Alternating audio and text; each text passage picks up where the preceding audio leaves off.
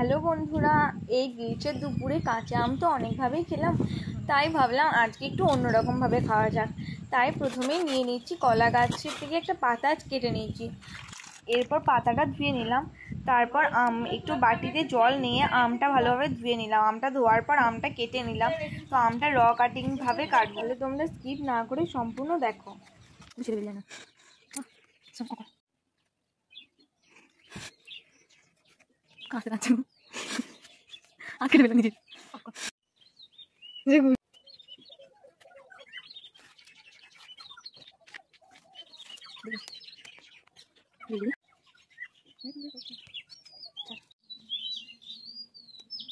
দেখতেই পেয়েছো আমটা মোটামুটিভাবে কাটা কমপ্লিট হয়ে গেছে।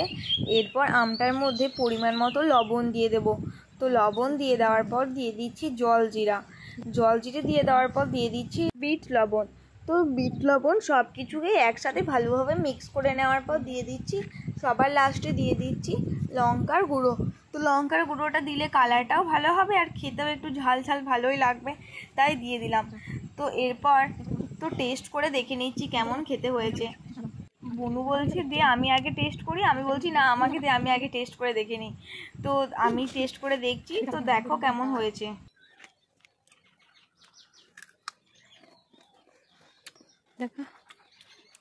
সুপার, এতে কিন্তু খুবই টেস্টি হয়েছিল। তো যদি তোমাদের ভালো লেগে থাকে like, comment, share and subscribe করে রাখতে পারো। Bye bye.